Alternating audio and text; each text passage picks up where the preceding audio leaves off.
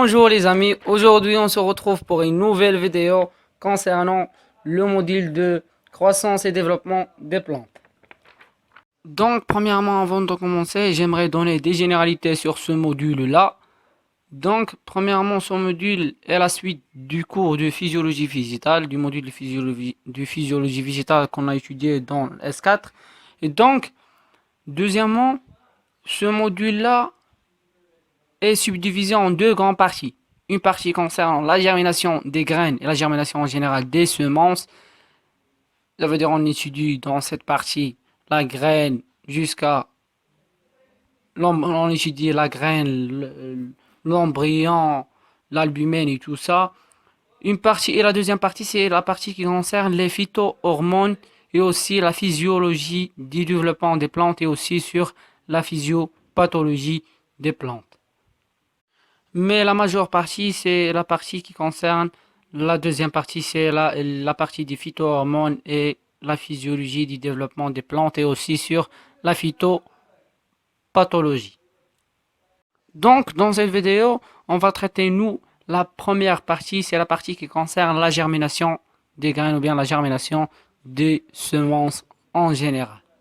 Et on commence notre cours à la baraktillah.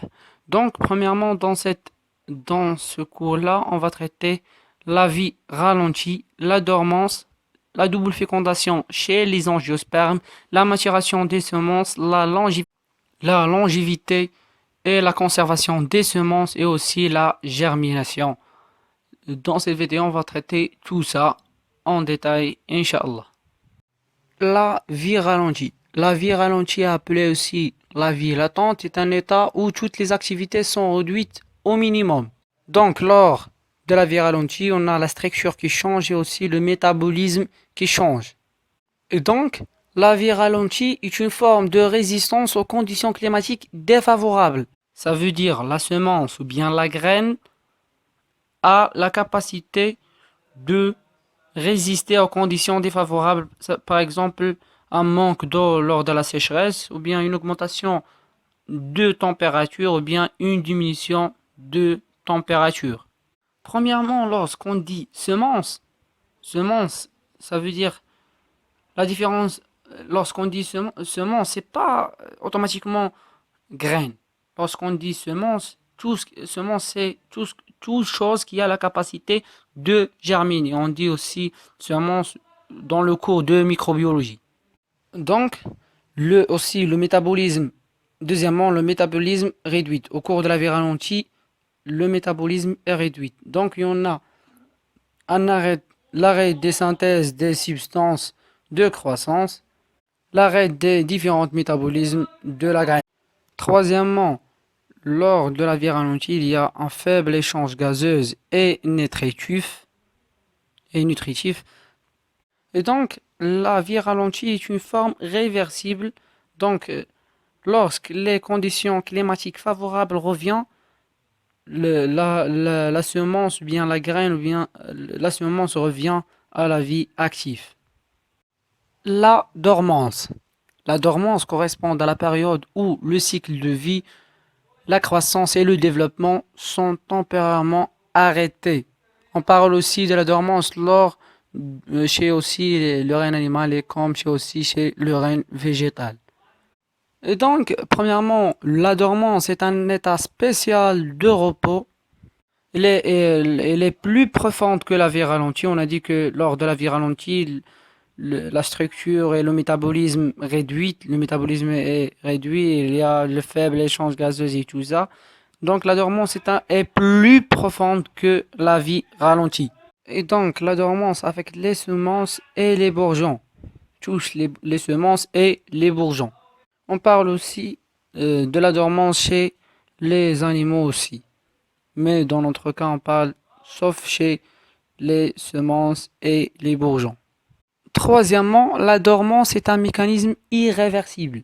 Ça veut dire que le végétal dormant est temporairement inapte et incapable de retourner à la vie active, même s'il y a le retour des conditions favorables, température et l'eau. Quatrièmement, le retour à la vie lors de la dormance nécessite une stimulation spéciale. C'est le froid de l'hiver. Rappelons-vous le cours de l'écologie. Donc le retour à la vie nécessite une stimulation spéciale. La double fécondation. Donc premièrement, la double fécondation caractérise les angiospermes. Donc comme son nom indique, double fécondation. Une fécondation double. Donc il y en a deux fécondations. Chez les angiospermes, l'ovule est limité par deux teguments, un interne et l'autre externe, qui présentent une ouverture qu'on appelle le micropyle gélanturé en rouge. Donc la double fécondation, comme son nom indique, il y a deux fécondations. Donc il y a l'entrée de deux spermatozoïdes. Le premier va féconder l'oosphère, il va donner l'œuf principal qui ensuite va donner l'embryon. Le deuxième spermatozoïde va féconder les deux noyaux. Il va donner ensuite une œuf secondaire ou bien l'œuf accessoire, on l'appelle l'œuf accessoire, et va donner l'albumène. L'évolution de l'ovule fécondé. Donc comme on a dit bien précédemment que l'un des deux spermatozoïdes fécondera l'oosphère pour donner un œuf principal diploïde, deuxième chromosome, qui se développera ensuite en embryon. L'autre spermatozoïde fusionnera avec les deux noyaux accessoires du sac embryonnaire pour donner un œuf accessoire triploïde. Troisième chromosome. Donc, l'œuf principal va donner l'embryon qui se donnera ensuite la nouvelle plante. L'œuf secondaire va donner l'albumène, bien l'œuf accessoire va donner l'albumène. L'albumène, c'est la nourriture de l'embryon. C'est le tissu par lequel se nourrit l'embryon, la nouvelle plantule. Donc, comme vous voyez ici dans l'image, après fécondation, on aura la radicule, l'axe embryonnaire, la gumule, on l'appelle aussi plumule, et l'albumène et les cotylédones, soit deux cotylédones chez les dicotylédones, soit un seul cotylédone chez les monocotylédones. Et bien évidemment le tegument externe, l'albumène, c'est le tissu par lequel se nourrit l'embryon, etc., etc. Donc la radicule, elle va donner, c'est le méristème de la racine, il va donner les racines. La guimule, on l'appelle aussi plumule chez certaines graines, chez certains types. Appelé guimule ou plumule, c'est la même chose. C'est le méristème de la tige, il va donner, après, elle va donner la tige feuillée. Donc alors, il se trouve dans l'ovaire, l'embryon qui se développe est entouré d'un tissu nutritif, l'albumène, on l'appelle l'albumène. Donc l'embryon est diploïde, deuxième chromosome. L'albumène est triploïde, troisième chromosome. Donc l'albumène, c'est l'œuf accessoire. Rappelons-vous qu'on a dit que après fécondation, on a deux types d'œufs. Donc l'albumène, c'est l'œuf accessoire, est un tissu triploïde constitué de cellules mortes chargées de substances de réserve. Donc l'embryon se développe en digérant l'albumène. Et l'albumène se développe en digérant la nucelle. Donc l'ovaire est constitué le paroi de l'ovaire et l'ovule. L'ovule est constitué du sac embryonnaire, nucelle et le tegument de l'ovule. Le tegument de l'ovule, on aura soit un, soit deux. Un pour les monocotylédones et deux pour les dicotylédones. La nucelle est un tissu nutritif aussi, deuxième chromosome. Le sac embryonnaire est composé de l'oosphère qui a n chromosomes, les deux noyaux accessoires, deuxième chromosome. Donc, après fécondation, les deux noyaux accessoires vont donner l'albumène qui est troisième chromosome, l'oosphère va donner l'embryon, deuxième chromosome, la nucelle va donner le périsperme qui est deuxième chromosome, les teguments de l'ovule sont les mêmes mais devient le tegument de la graine, il y aura soit un, soit deux, un pour les monocotylédones, deux pour les dicotylédones, Et le paroi de l'ovaire va donner le péricarpe. Le péricarpe et le tégument de la graine va donner l'enveloppe. Et le périsperme, l'embryon et l'albumène vont donner l'amande. Et l'amande avec le tégument de la graine vont donner la graine. Et la graine avec l'enveloppe va donner le fruit. Est-ce que c'est clair? Ça, c'est un schéma explicatif de les constituants de l'ovaire. Donc, on a dit bien précédemment qu'on a l'embryon, l'albumène et la nucelle. On a dit que l'embryon se développe en digérant l'albumène et l'albumène il digère la nucelle. Donc, selon l'état final de la digestion de l'albumène par l'embryon et du nucelle par l'albumène, on distingue trois types de graines. Premièrement, graines à périsperme, graines albuminées et graines sans albumène. Donc, premièrement, graines à périsperme. Dans ce cas-là, la digestion du nucelle est incomplète. Donc, l'albumène n'a pas absorbé tout la nucelle. Donc, il reste des traces du nucelle. Exemple du type de grain, c'est exemple les betteraves. Deuxièmement, graines à albumène, sont dites aussi graines albuminées. Exemple le blé, le maïs et l'ail.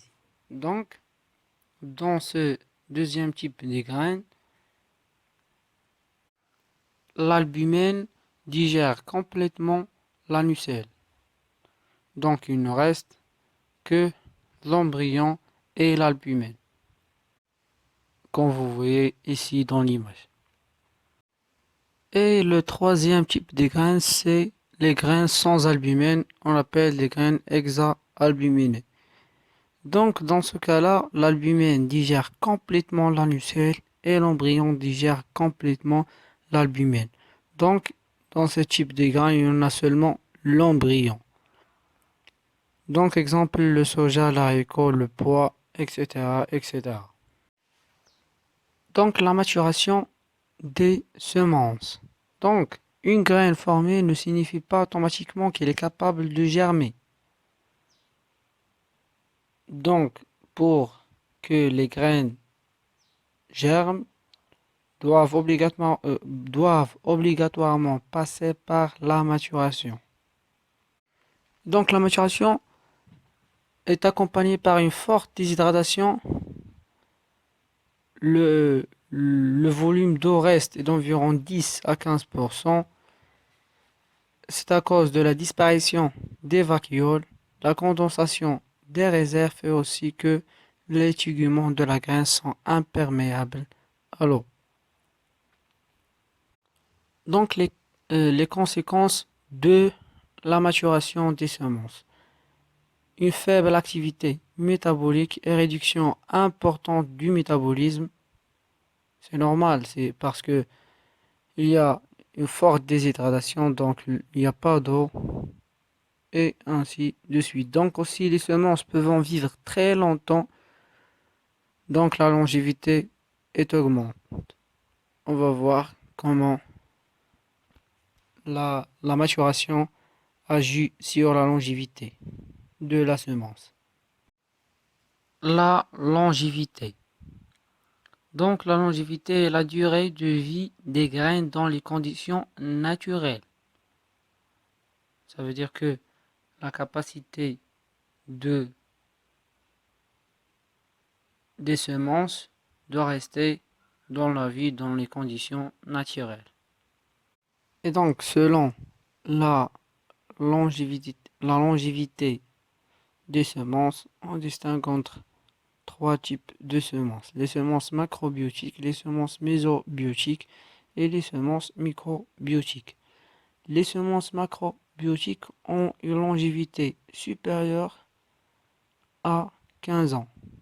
les semences mésobiotiques ont une longévité entre 3 et 15 ans et les semences microbiotiques ont une longévité inférieure à 3 ans. Donc, règle générale, plus les grains sont volumineux, plus ont une longévité très faible.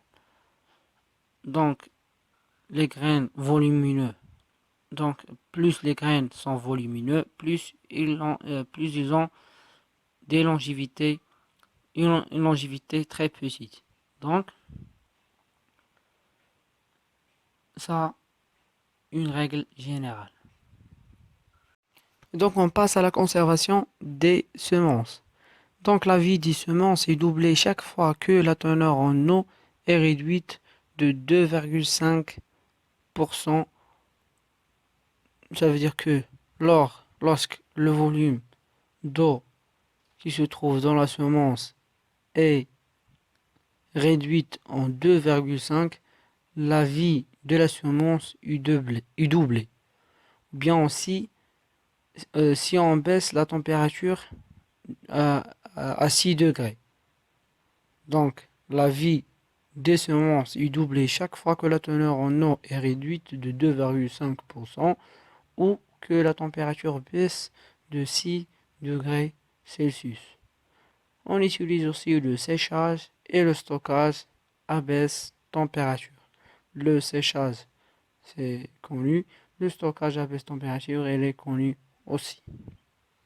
Finalement, si vous avez des questions, n'hésitez pas à poser vos questions dans les commentaires et n'hésitez pas de cliquer sur subscribe, like et au revoir.